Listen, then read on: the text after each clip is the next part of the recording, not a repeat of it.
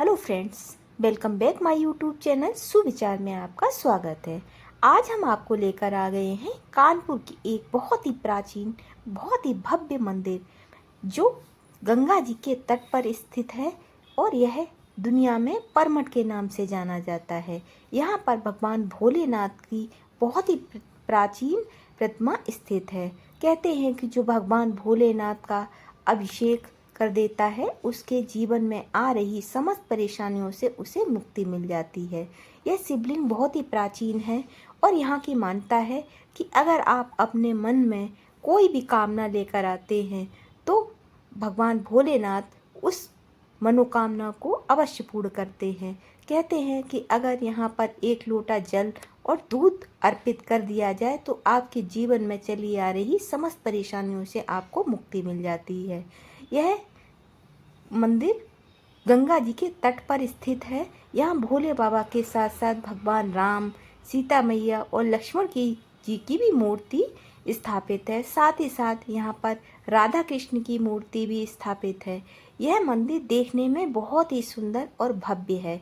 यहाँ की मान्यता है कि जो भक्त पूरी श्रद्धा और भक्ति से इस मंदिर में आता है और अपनी मनोकामना के लिए प्रार्थना करता है, उसके जीवन में चली आ रही समस्त परेशानियों से उसको मुक्ति मिल जाती है।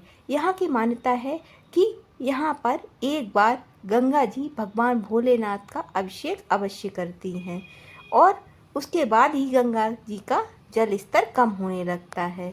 यहाँ पर माता दुर्गा की मूर्ति बहुत ही सुंदर और बहुत ही भव्य है। साथ ही साथ यहाँ पर एक बहुत ही प्राचीन लक्ष्मी माता का भी मंदिर है, जिसकी मान्यता है कि अगर कोई पूरी श्रद्धा और भक्ति से यहाँ पर माता लक्ष्मी को चूड़ियाँ अर्पित कर देता है तो उसके जीवन में चली आ रही समस्त परेशानियों से उसको मुक्ति मिल जाती है। साथ ही साथ यहाँ माता गायत्री का भी बहुत ही प्राचीन मंदिर है। साथ ही साथ यहाँ पर नवग्रह भी स्थापित किए गए हैं। कहते हैं कि जिसके जीवन में ग्रहों को लेकर कोई भी कष्ट है वह नवग्रह के पूजन यहाँ पर आकर करा सकता है। साथ ही साथ यहाँ पर बाबा का भी एक मंदिर बना हुआ है। ये पंचमुखी हनुमान है। जिन लोगों के जीवन में शनि से लेकर कोई भी समस्या है वह अगर पंचमुखी हनुमान के आगे एक दीपक जला देते हैं और पूरी श्रद्धा और भक्ति से बाबा से प्रार्थना करते हैं तो उसे शनि के कष्ट से मुक्ति मिल जाते हैं। तो देखिए, अब हम आपको लेकर आ गए हैं माता लक्ष्मी के मंदिर में। यहाँ माता लक्ष्मी का श्रृंगार चूड़ियों से ही किया जाता है। सिर्फ दीपावली में यहाँ पर माता का श्रृंगार नोटों से किया जाता है, लेकिन हर शुक्रवार को यहाँ पर माता लक्ष्मी का श्रृंगार चूड़ियों से किया जाता है और जो अपनी मनोकामना से निमित्त होकर के यहाँ पर चूड़ियाँ बांधता है उसकी मनोकामना माता लक्ष्मी अवश्य पूर्ण करती हैं। तो अगर आपकी भी कोई मनोकामना है तो आप अपने मन में कामना करके चूड़ियाँ ले सकता है और चूड़ियाँ लेकर इस मंदिर में बांध सकता है।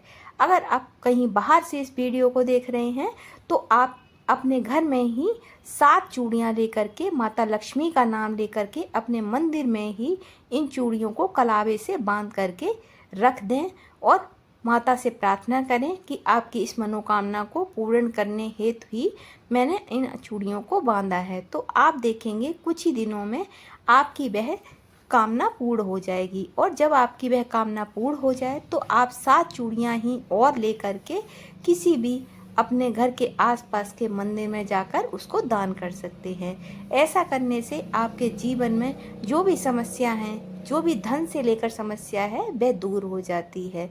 तो माता लक्ष्मी का यह बहुत ही प्राचीन मंदिर है। अब हम आपको दिखाते हैं कि यहाँ पर गंगा जी ऊपर तट तक कैसे आ जाती है। तो अभी इस टाइम सावन चल रहा है और सावन में गंगा जी का प्रवाह बहुत ही ज़्यादा तेज चल रहा है। तो गंगा जी इस समय सीढ़ियों तक आ गई हैं और यहाँ पर लोगों की मान्यता है कि लोग अपनी श्रद्धा के अनुसार गंगा जी में दीपदान भी करते हैं। यहाँ पर गंगा जी के तट पर एक कुबेर भगवान का भी मंदिर बना हुआ है। कहते हैं कि कुबेर भगवान की आगे अगर हम एक दीपक जला देते हैं तो हमारे जीवन में कभी भी धन संपदा की कमी नहीं होती है। अगर आपकी कोई बहुत ही पुरानी इच्छा है और वह पूरी हो ही नहीं रही है, तो आप नंदी बाबा के कान में अपनी मनोकामना कह सकते हैं। इससे आपकी मनोकामना शीघ्र ही पूरी हो जाएगी। तो गंगा जी के तट पर बहुत सारी आपको नाव देखने के लिए मिल जाएंगी, जिससे आप गंगा जी की सैर कर सकते हैं। साथ ही कुछ लोग यहाँ पर अपनी मनोकामनाएं के निमित्त दीप दान भी करते हैं, और कुछ लोग अपने पितरों के नाम से भी यहाँ पर दीप दान करते हैं। तो आपके भी मन में अगर कोई विशेष कामना है तो आप यहाँ पर दीप प्रज्वलित करके अपनी मनोकामना बोल करके गंगा जी में प्रवाहित कर सकते हैं। वीडियो पसंद आया हो तो चैनल को सब्सक्राइब जरूर।